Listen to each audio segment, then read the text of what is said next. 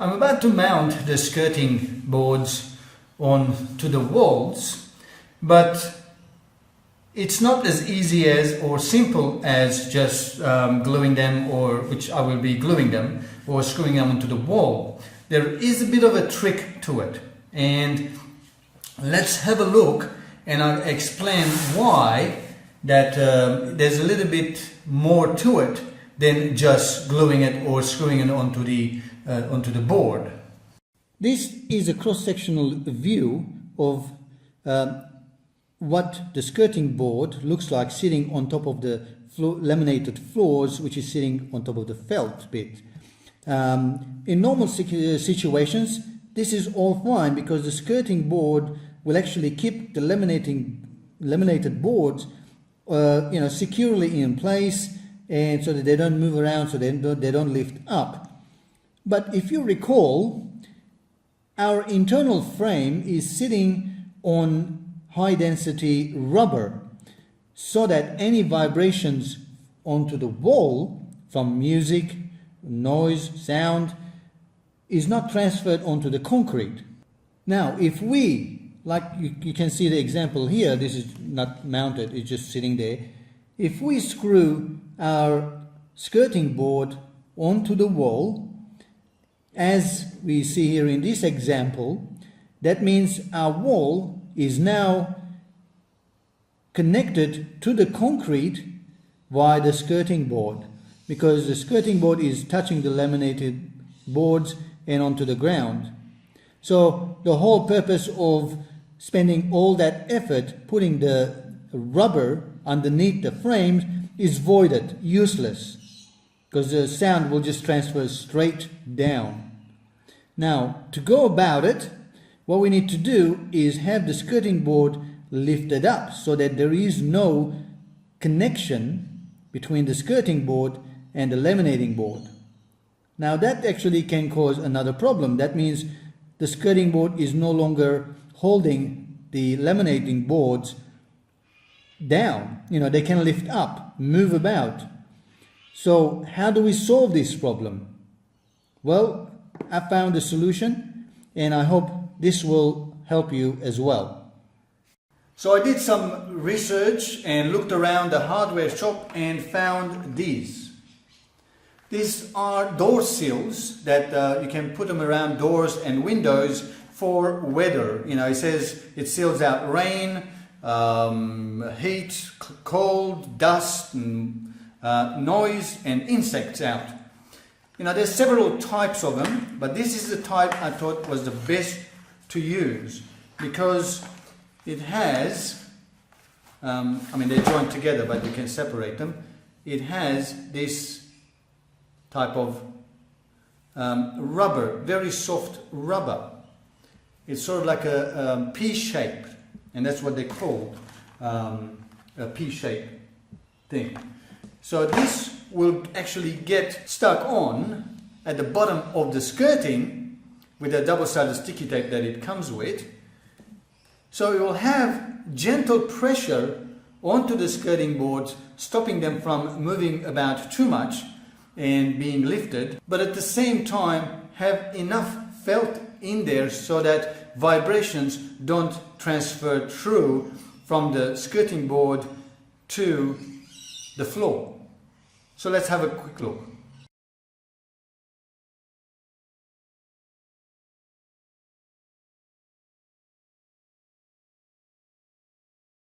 This is one of the skirting board pieces that's going to be used. So basically, just going to peel this glue or the double-sided tape seal and stick it under there as such.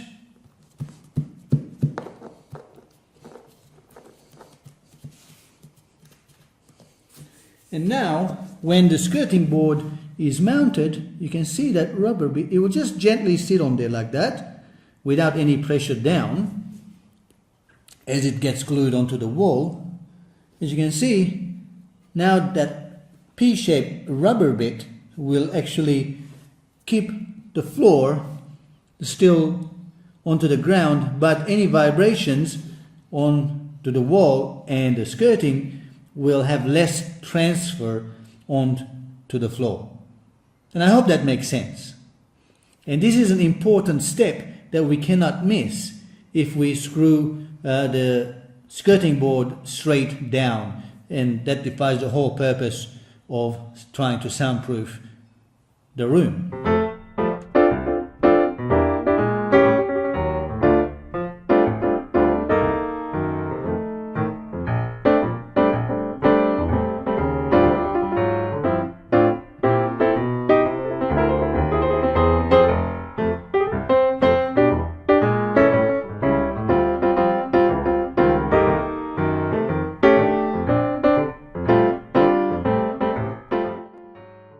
And this is what it actually will look like once it's mounted.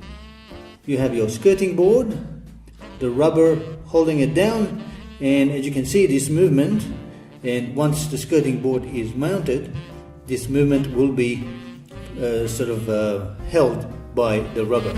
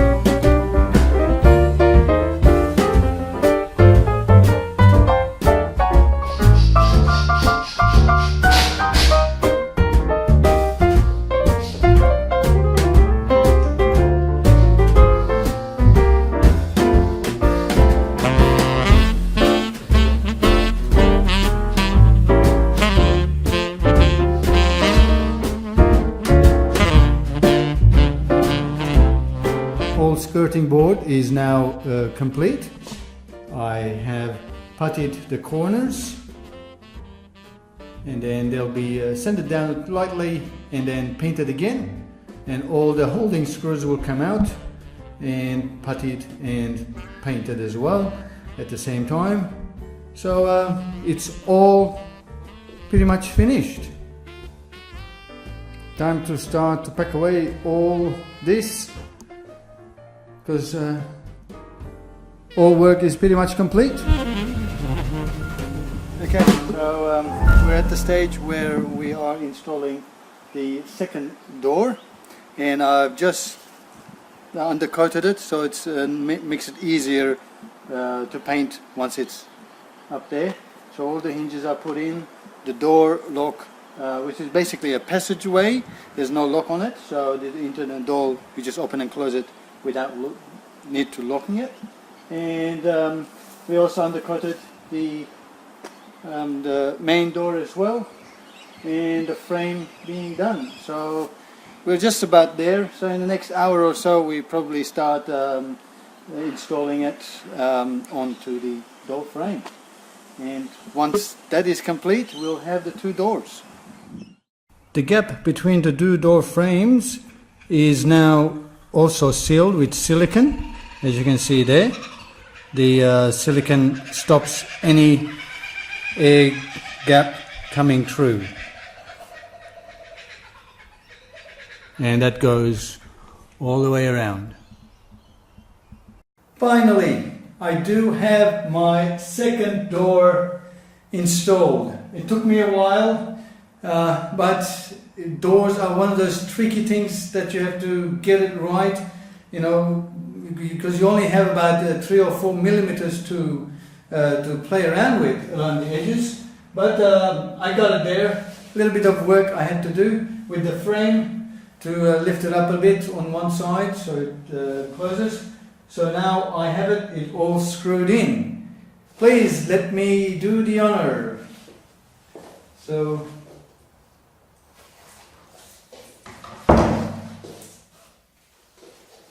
that's one door closed.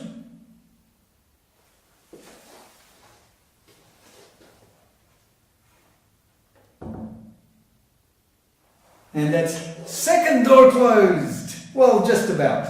I still have to put the handle and the latch on there, but other than that, it's all in. Once I guess the seals and everything comes in, it definitely will help with the sound. So I'm just going to go out and shout out for everybody and see how much we're going to get.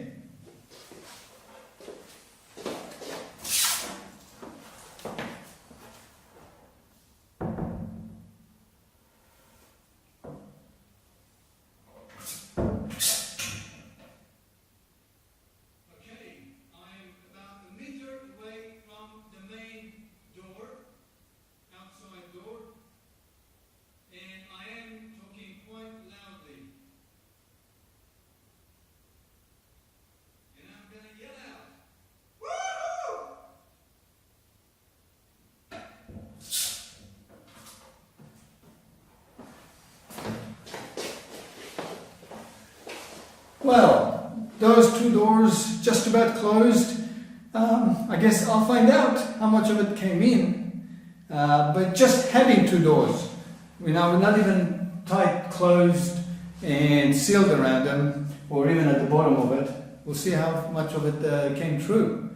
And yes, the final milestone of this room is done. Now it's all left is to give it a couple of coats of paint for both doors, and it'll be it. And now, of course, I gotta paint the frame as well.